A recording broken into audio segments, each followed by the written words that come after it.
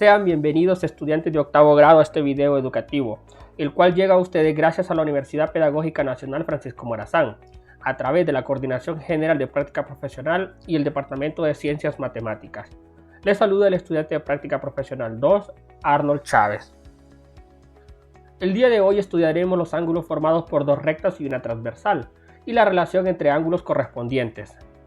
En clases anteriores estudiamos el concepto de rectas paralelas y recta transversal. Seguiremos nuestro análisis estudiando los ángulos formados por dos rectas y una transversal.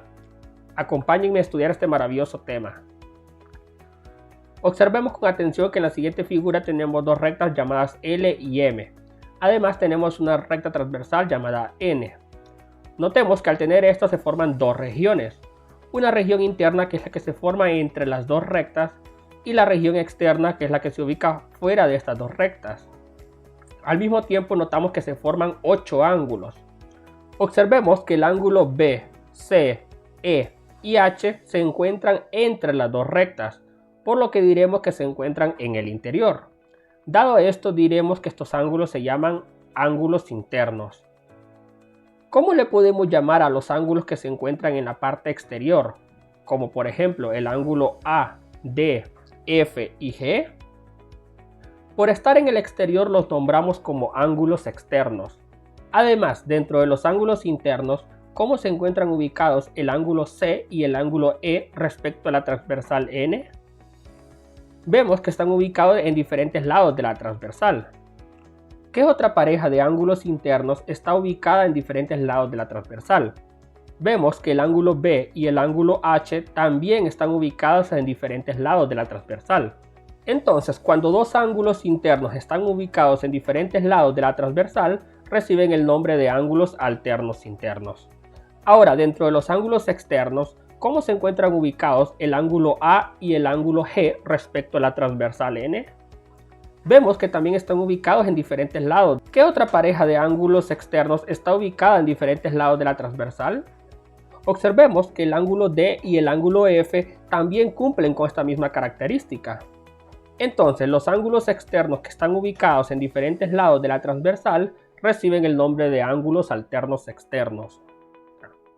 Una vez que tenemos claro lo anterior, veremos la relación entre los ángulos formados por dos rectas y una transversal, según su posición. En la siguiente figura pueden identificar otro ángulo que se encuentre en la misma posición que el ángulo D respecto a la transversal N y la recta M. Notemos que el ángulo H también cumple con esta misma característica. Ahora, ¿qué otra pareja de ángulos pueden identificar que se encuentren ubicados exactamente en la misma posición con respecto a la transversal y las dos rectas? Vemos que también el ángulo B y el ángulo F cumplen con esta misma condición. De la misma manera, el ángulo C y el ángulo G. Finalmente, el ángulo A y el ángulo E se encuentran ubicados exactamente en la misma posición respecto a la transversal y a las dos rectas.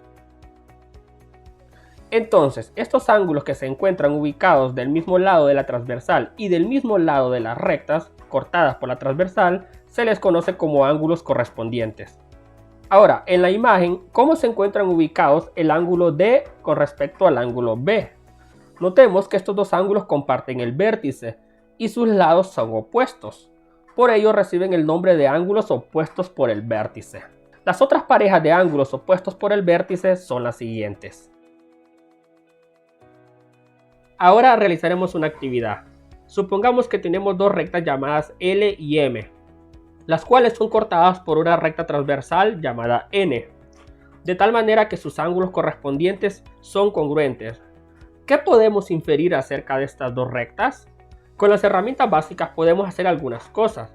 Con el objetivo de poder inferir información acerca de las rectas L y M, procederemos a calcular la distancia entre estas dos rectas. Recordemos que la distancia es un segmento perpendicular a estas dos rectas. Entonces, para trazar dicho segmento perpendicular, usaremos una escuadra. Entonces, bastará con alinear la escuadra con la recta M. Luego, trazamos el segmento perpendicular que une las dos rectas.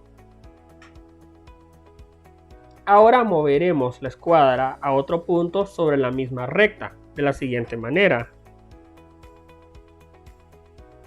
Luego trazamos otro segmento perpendicular.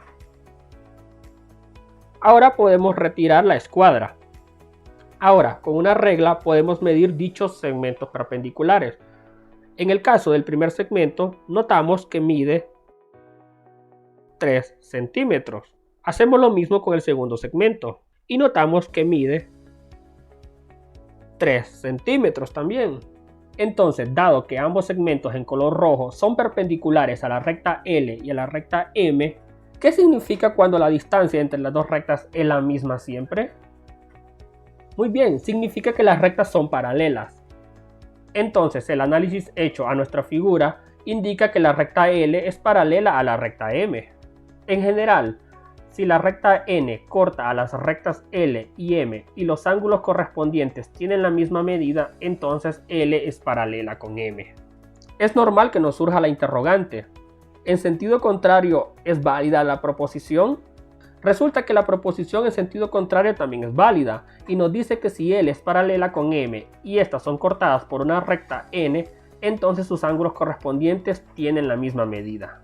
Ahora realizaremos un ejercicio que consiste en observar la siguiente figura y completar los incisos. En el primer inciso nos están solicitando dos ángulos internos. Entonces recordemos que los ángulos internos son los que se ubican entre las dos rectas.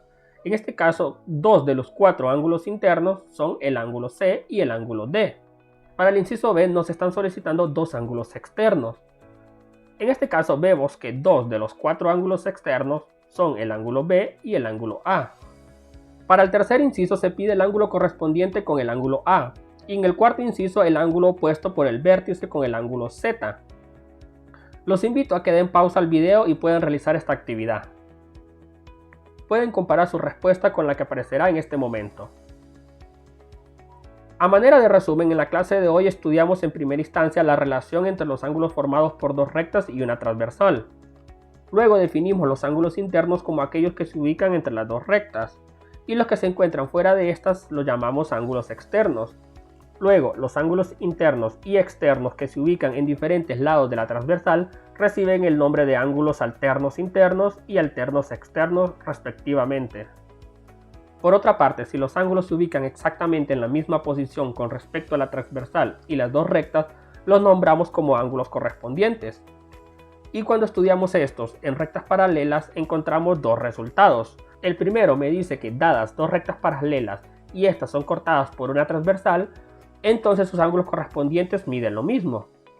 Y el segundo resultado es el sentido contrario, es decir, si trazamos dos rectas y una transversal y los ángulos correspondientes son iguales, entonces dichas rectas son paralelas. Para que practiquen lo estudiado el día de hoy, los invito a resolver en su cuaderno el ejercicio 1 de la unidad, que se encuentra ubicado en la página 55 de su libro de texto. Pueden dar pausa a este video y copiar esta actividad. Al terminarla pueden comparar con la respuesta que aquí mismo aparecerá. Esperamos que puedan beneficiarse con estos recursos y los invitamos a ver los siguientes videos. Hasta la próxima.